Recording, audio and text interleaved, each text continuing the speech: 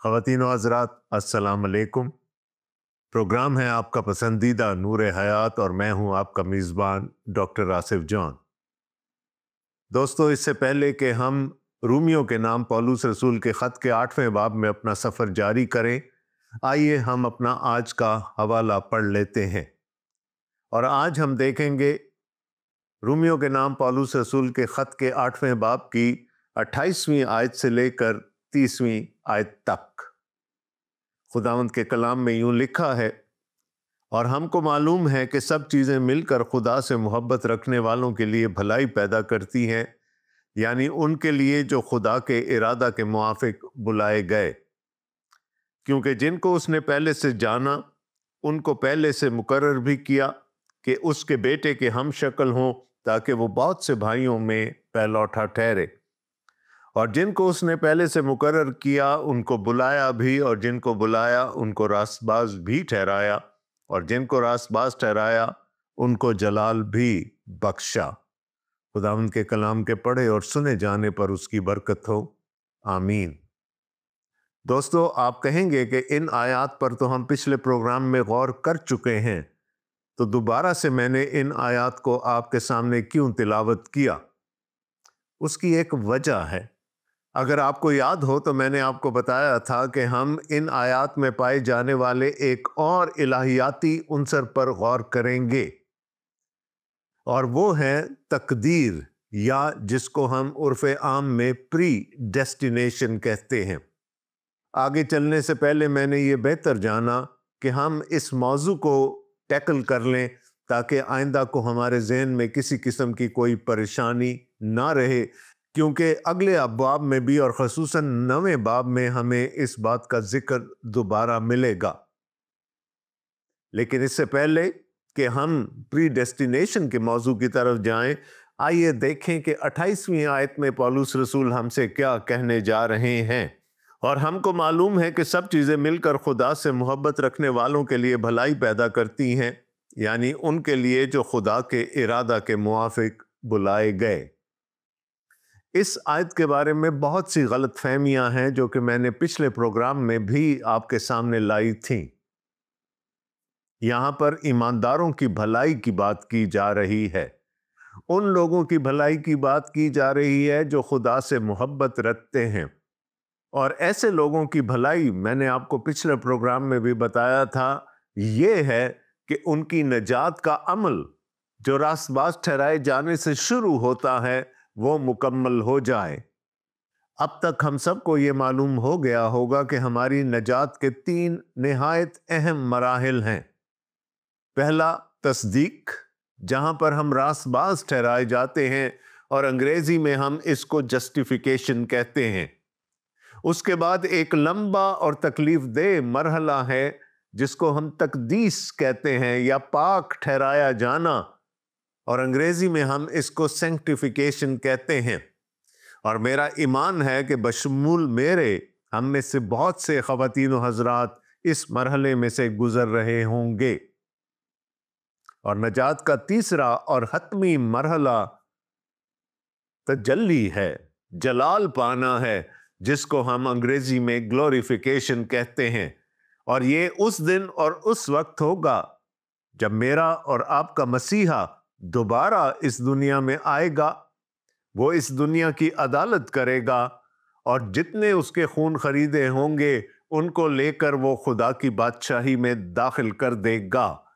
और वहां पर हमारे बदन जलाली हो जाएंगे, ऐसे बदन जिन पर मौत का कोई इख्तियार नहीं होगा। यीशु मसीह जब मुर्दों में से जी उठे तो इसी जलाली बदन के साथ जी उठे थे, और हम भी मसीह की मुशाबहत इख्तियार कर लेंगे। दोस्तों, एक और बात आपको बताता चलूं, और जिसका जिक्र पौलुस रसूल तवातर से करते चले आए हैं, कि नजात हमारे बदनों की मखलसी है। ईमानदारों की रूहें उनकी मौत के बाद खुदावंद के पास ऊपर चली जाती हैं, लेकिन जब खुदावंद यीशु मसीह की दूसरी आमद होगी और नरसिंगा फूंका जाएगा, तो मुर्दे कब्रों में से निकल पड़ेंगे, और जो ईमानदार जिंदा होंगे وہ بھی ٹرانسفارم ہو جائیں گے، ان کو بھی جلالی بدن عطا کر دیے جائیں گے۔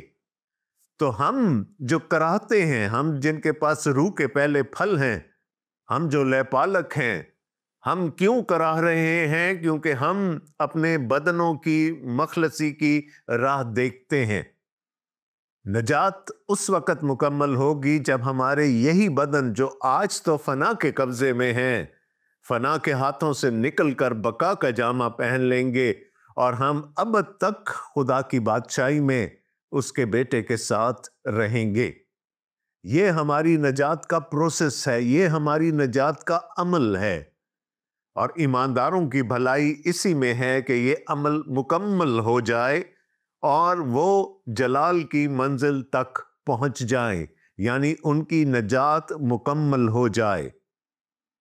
اس وقت اس دنیا میں وہ لوگ جن کی تقدیس ہو رہی ہے، جو پاک ٹھہرائے جا رہے ہیں، ان کے لیے پولس رسول کہتے ہیں جو کچھ بھی ہو رہا ہے وہ سب ان کے لیے بھلائی پیدا کر رہا ہے اور ان کو اس منزل کی طرف دھکیل رہا ہے۔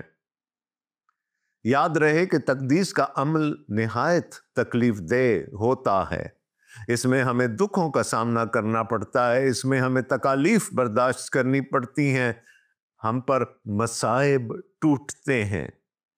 لیکن پولس رسول کیا کہہ رہے ہیں کہ یہ سب چیزیں مل کر ہمیں اس منزل کی طرف لے کر جا رہی ہیں جو ہمارا نصب العین ہے، یعنی مسیح کے ساتھ جلال میں داخل ہونا۔ پولس رسول نے کہا تھا، اسی باب میں کہا تھا کہ اس زمانے کے دکھ درد اس قابل نہیں ہے کہ اس جلال کا مقابلہ کر سکیں جو ہم پر ظاہر ہوگا۔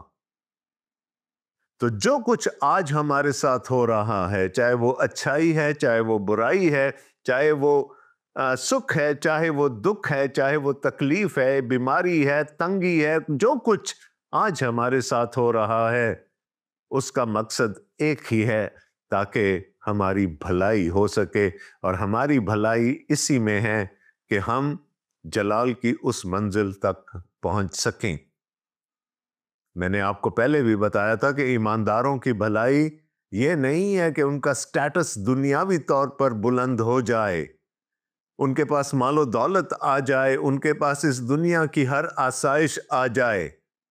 یہ بھلائی نہیں ہے، بلکہ یہ ہماری آزمائشوں میں اضافہ ہوتا ہے۔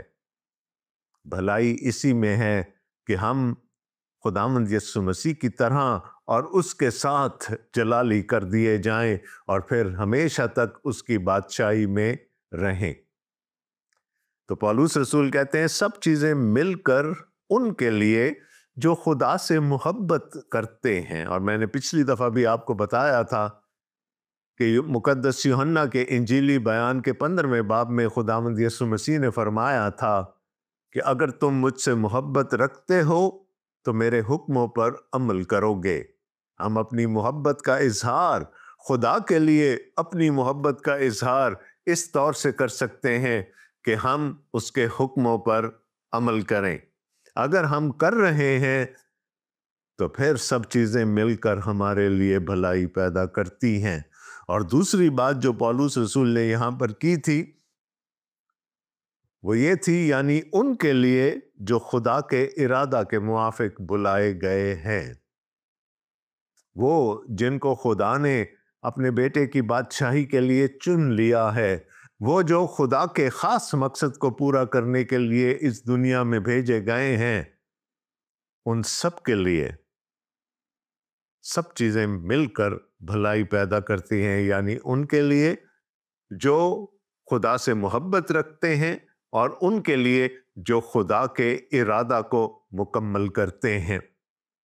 اب یہاں سے وہ موضوع شروع ہوتا ہے جس کی طرف میں آج آپ کی توجہ دلانا چاہتا تھا، اور وہ ہے پری ڈیسٹینیشن کا۔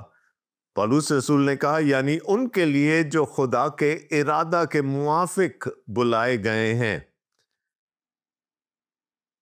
اسی کو دوستو عرف عام میں پری ڈیسٹینیشن یا تقدیر کہا جاتا ہے۔ اب تقدیر کا جو کانسیپٹ ہے وہ مختلف ادیان میں بہت مختلف ہے.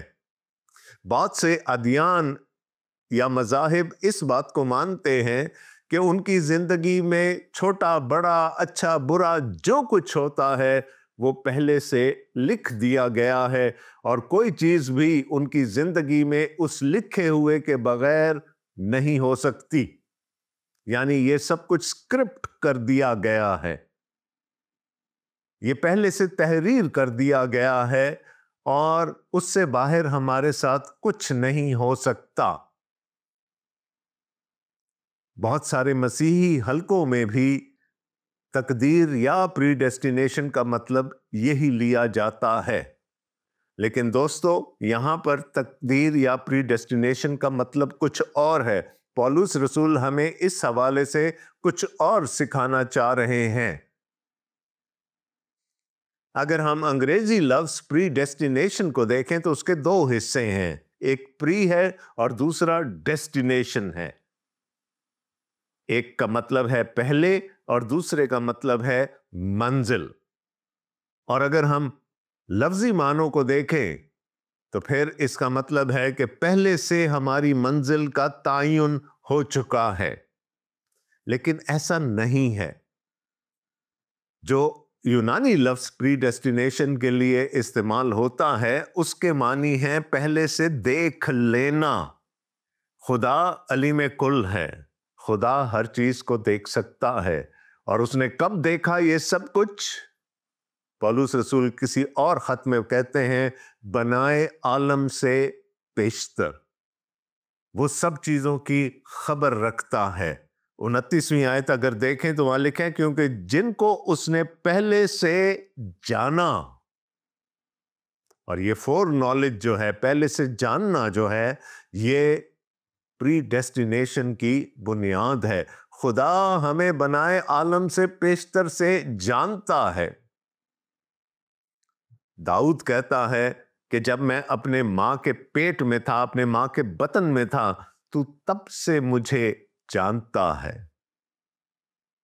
ایک اور مقام پر خدا کے کلام میں لکھا ہے جب میں زمین کے اسفل میں تھا تب سے تو مجھے جانتا ہے. دوستو، خدا ہمیں جانتا ہے، کلیتاً ہمیں جانتا ہے، اور یہ پہچان اس کو بنائے عالم سے پیشتر تھی. یعنی جب ہماری تخلیق بھی نہیں ہوئی تھی وہ ہمیں جانتا تھا اور وہ ہمیں جانتا ہے. ایک چھوٹی سی مثال آپ کو دینا چاہوں گا. آپ کسی کیٹلاگ میں ایک بہت خوبصورت لباس کا ڈیزائن دیکھتے ہیں. آپ بازار جا کر اس کے لیے مطلوبہ کپڑا خریدتے ہیں اور درزی کو وہ کپڑا اور وہ ڈیزائن دونوں دکھاتے ہیں اور اس سے درخواست کرتے ہیں کہ اس ڈیزائن کے مطابق میرے لیے لباس تیار کر دیں. اب آپ کو پتا ہے کہ جب وہ لباس سل کر آئے گا تو وہ کیسا ہوگا، کیونکہ آپ نے وہ ڈیزائن پہلے سے چن لیا تھا. آپ کو معلوم ہے کہ وہ لباس کیسا ہوگا. اور اگر درزی کوئی بہت بڑی بے وقوفی نہ کر دے تو یقیناً ویسا ہی لباس سل کر آپ کے سامنے آئے گا. تو لباس تو 10 دن کے بعد آپ کو ملے گا، لیکن 10 دن پہلے ہی آپ کو معلوم ہے کہ وہ لباس کیسا ہوگا. اسی طرح خدا نے ایک ڈیزائن دے دیا ہے ہمیں، اس نے ایک فرما دے دیا ہے ہمیں کہ راست باز وہ ٹھہرایا جائے گا جو اس کے بیٹے پر ایمان لے کر آئے گا، اور پھر وہ پاک کیا جائے گا جو ایک دفعہ راست باز ٹھہرایا جا چکا ہے، اور جو پاک کیا جا رہا ہے وہ ایک دن خداوند یسوع مسیح کے ساتھ جلال پائے گا. تو خدا کو اپنے علم سابق کے وسیلہ سے سب کچھ پہلے سے معلوم تھا. اس کو معلوم تھا کہ میں یہ ڈیزائن دینے لگا ہوں اور کون ہیں جو اس ڈیزائن کے مطابق اپنی زندگیاں گزاریں گے. کون ہیں جو راست باز ٹھہرائے جائیں گے؟ کون ہیں جن کی تقدیس ہوگی؟ اور کون ہیں جو جلال پائیں گے؟ یہاں لکھا ہے کیونکہ جن کو اس نے پہلے سے جانا۔ خدا علیم کل ہے، وہ ہمیں پہلے سے جانتا ہے، اس کو پتا ہے کہ ہم اس کے دکھائے ہوئے نمونہ کے مطابق اس کے بیٹے پر ایمان لے کر آئیں گے یا نہیں۔ دوستو، میرے نزدیک یہ ہے پری ڈیسٹینیشن، یہ ہے تقدیر۔ خدا نے ہمیں آزاد مرضی دی ہے، یہ ہماری مرضی ہے کہ ہم خدا کے بھیجے ہوئے راستے کو اپنائیں یا نہ اپنائیں، لیکن اس کو اپنانا یا نہ اپنانا خدا کے علم میں تھا۔ اور کب سے خدا کے علم میں تھا؟ بنائے عالم سے پیشتر، اس سے پہلے کہ اس دنیا کی تخلیق ہوئی، اس سے پہلے کہ ہماری تخلیق ہوئی، خدا ہم کو جانتا ہے۔ دوستو، میں نے کیوں چاہا کہ اس موضوع پر ایک مکمل پروگرام آپ کے لیے پیش کروں؟ اور وہ اس لیے تھا کہ اس موضوع پر بھی بہت سی غلط تعلیمات مروج ہیں۔ لوگ سنکرٹزم کے ذریعے دوسرے ادیان کے خیالات کو مسیحت میں لے کر آ جاتے ہیں۔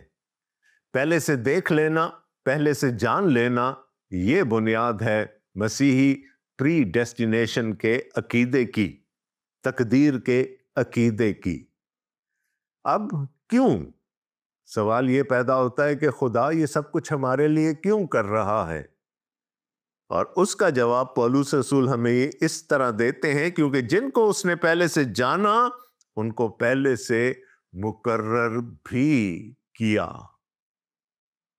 God appointed them، ان کو اس نے پہلے سے مقرر کر دیا۔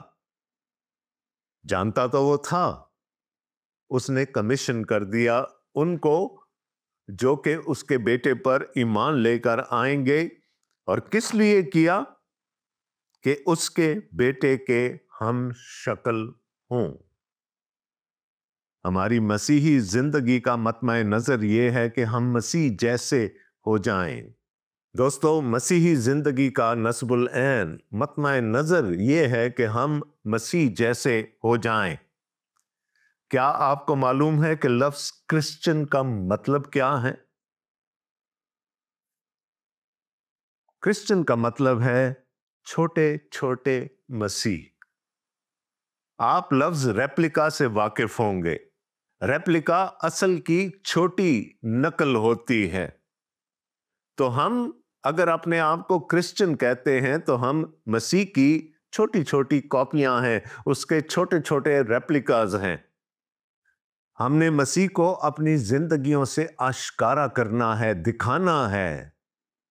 پولس رسول نے کہا تھا، اب میں زندہ نہ رہا بلکہ مسیح مجھ میں زندہ ہے۔ یعنی لوگ جب پولس کو دیکھتے ہیں تو ان کو پولس نظر نہیں آتا، ان کو مسیح نظر آتا ہے۔ اور اس کو پولس رسول یہاں پر کہتے ہیں کہ ہم اس کے بیٹے کے ہم شکل بن جائیں، اس جیسے ہو جائیں۔ اس کا یہ مطلب نہیں ہے کہ ہم الہی یا ڈیوائن ہو جائیں گے یا نعوذ باللہ ہم خدا بن جائیں گے، ایسا نہیں ہے۔ لیکن فلپیوں کے خط میں پولس رسول نے کہا تھا، ویسا ہی مزاج رکھو جیسا مسیح یسوع کا بھی تھا۔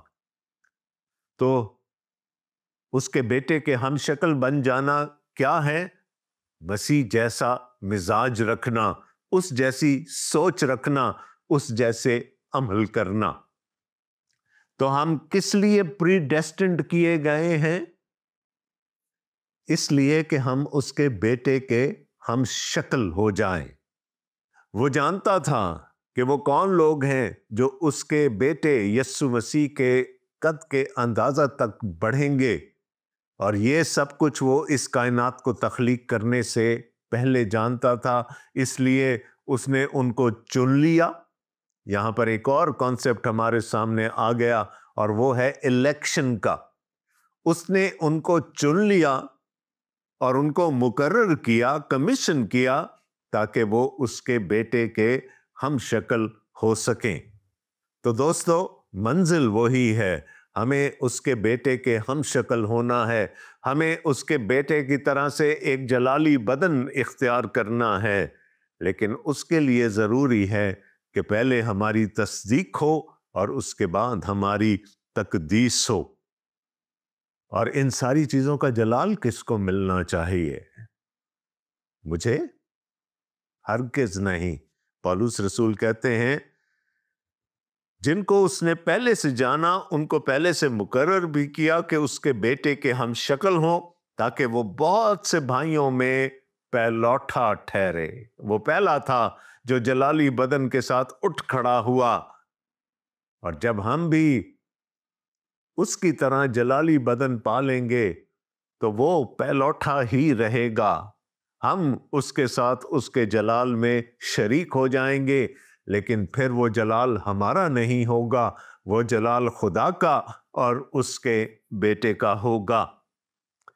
اور جن کو اس نے پہلے سے مقرر کیا ان کو بلایا بھی۔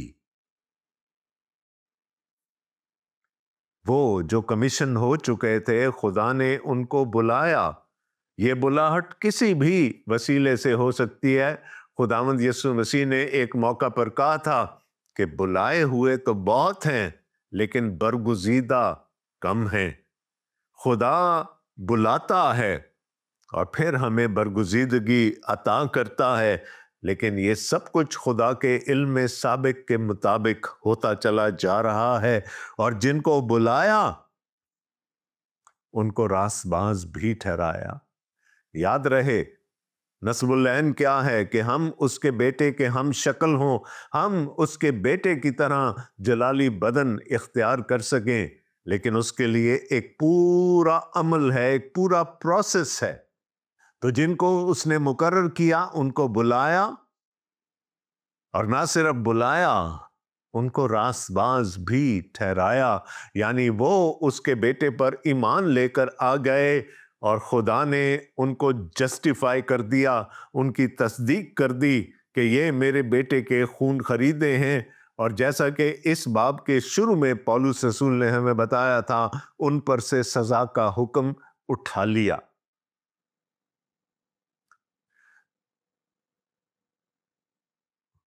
اور یہ فضل ایمانداروں پر ہوتا ہے۔ خدا بلاتا ہے اور خدا راست باز ٹھہراتا ہے، اور جن کو راست باز ٹھہرایا ان کو جلال بھی بخشا۔ دوستو، پولس رسول کی زبان پر تھوڑا سا غور کیجئے گا۔ وہ یہ نہیں کہہ رہا کہ وہ ان کو جلال بخشے گا، وہ کہہ رہا ہے ان کو جلال بخش دیا۔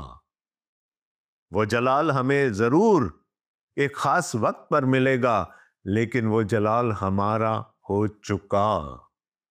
اور اتنا کانفیڈنس، اتنا یقین صرف پولس رسول کو ہی ہو سکتا ہے کہ وہ کہہ رہے ہیں کہ خدا نے مجھے بلا لیا، مجھے راست باز ٹھہرایا اور مجھے جلال بخش دیا۔ یہ نہیں کہ وہ مجھے جلال بخشے گا۔ دوستو، ان باتوں کا جاننا ہمارے لیے نہایت ہی ضروری ہے، اور اس لیے میں بہت دھیرے دھیرے اس اہم دستاویز میں سے آپ کے ساتھ گزر رہا ہوں تاکہ وہ ساری باتیں ہماری سمجھ میں آ جائیں۔ خدا جو علیم کل ہے، اس کو بنائے عالم سے پیشتر معلوم تھا کہ ہم اس ڈیزائن کے مطابق اپنی زندگی ڈھالیں گے یا نہیں جو اس نے مقرر کر دیا۔ کیا ہم اس کے بیٹے پر ایمان لے کر آئیں گے یا نہیں، تاکہ ہم راست باز ٹھہرائے جا سکیں۔ اور اگر ہم راست باز ٹھہرائے جا چکے ہیں تو کیا ہم ثابت قدمی سے اپنے پاک کیے جانے کے مرحلہ میں سے گزر رہے ہیں، جس کے بارے میں پولس رسول نے کہا کہ سب چیزیں مل کر ان کے لیے جو خدا سے محبت رکھتے ہیں بھلائی پیدا کرتی ہیں، چاہے وہ دکھ ہو، چاہے وہ تکلیفیں ہوں، چاہے مصائب ہوں، چاہے بیماری ہو، چاہے تنگی ہو، یہ ساری چیزیں مل کر ہمارے لیے بھلائی پیدا کر رہی ہیں، ہمیں اس منزل کی طرف لے جا رہی ہیں جہاں پر ہم خدا کے بیٹے کی طرح جلالی ہو جائیں گے، جہاں پر ہمارے بدن مخلصی پا جائیں گے۔ ہم آج تو کراہتے ہیں اس لیے کہ تکلیف میں ہیں، لیکن ایک دن وہ جلال ہمارا ہوگا۔ پولس رسول کو اس چیز کا یقین تھا کہ وہ تو جلال حاصل کر چکے۔ کیا میں اور آپ بھی اس وثوق کے ساتھ یہ بات کر سکتے ہیں کہ خدا ہمیں جلال بخش چکا ہے؟ اگر آپ راست باز ٹھہرائے جا چکے ہیں تو آپ مبارک ہیں۔ اگر آپ پاک کیے جانے کے عمل سے گزر رہے ہیں تو بھی آپ مبارک ہیں، اور مبارک آپ تب بھی ہوں گے جب آپ خدا کے جلال میں داخل کیے جائیں گے۔ تو دوستو، یہ ہے مسیحی پری ڈیسٹینیشن، یہ ہے مسیحی تقدیر کا کانسیپٹ جس کے بارے میں ہمارے ذہن بالکل واضح ہونے چاہیے۔ ہم ہر چیز کو یہ نہ سمجھ کے قبول کرتے رہیں کہ یہ تو ہماری تقدیر میں لکھا ہے۔ ہاں، خدا ضرور ہماری زندگی پر اثر انداز ہو سکتا ہے، لیکن اس نے ہمیں ایک آزاد مرضی بھی عطا کی ہے تاکہ ہم اپنی مرضی سے اس راستے کو چن سکیں جو اس نے ہمارے لیے مقرر کیا ہے، اور جتنے اس راستے پر چلنے کا قصد کریں گے ان کو وہ بنائے عالم سے پیشتر جانتا ہے، ان کو وہ دیکھ چکا ہے، اپنی آنکھ سے دیکھ چکا ہے، چاہے وہ آج زندہ ہوں، چاہے وہ ماضی میں زندہ تھے یا مستقبل میں زندہ ہوں گے۔ تو دوستو، میرا ایمان ہے کہ آج ہماری سمجھ میں تھوڑا سا اور اضافہ ہو گیا ہوگا مسیحی الہیات کے تعلق سے۔ میری ہمیشہ سے استدعا یہی رہی ہے کہ اس کتاب کو بار بار پڑھیں، پولس رسول کے خیالات کی دھارا کے ساتھ چلنے کی کوشش کریں اور سمجھیں کہ وہ ہمیں کیا بتانے کی کوشش کر رہے ہیں۔ اور پھر اگر ذہن میں کوئی سوال آئے، ایسی بات آئے جو ہم نے اپنے پروگرام میں ڈسکس نہ کی ہو، تو آپ اس کو سوال کی صورت میں ہمارے سامنے رکھ سکتے ہیں۔ ہمارے رابطے کی تمام تر تفصیلات پروگرام کے آخر میں اسکرین پر نمودار ہوگی۔ آپ کسی بھی وسیلے سے ہم تک پہنچ سکتے ہیں اور آپ کے سوالات اور آپ کی آراء کو جان کر ہمیں دلی خوشی ہوگی۔ تو دوستو، اس دعا کے ساتھ کہ خدا تعالیٰ مجھے اور آپ ہم سب کو اپنے حفظ و امان میں رکھے، ہمیں اپنے کلام کی سمجھ عطا کرے، اور نہ صرف سمجھ عطا کرے بلکہ اس پر عمل کرنے کی توفیق بھی دے۔ آمین۔ آپ کا میزبان ڈاکٹر آصف جان پروگرام نور حیات سے آپ سے اجازت چاہتا ہے۔ خدا حافظ۔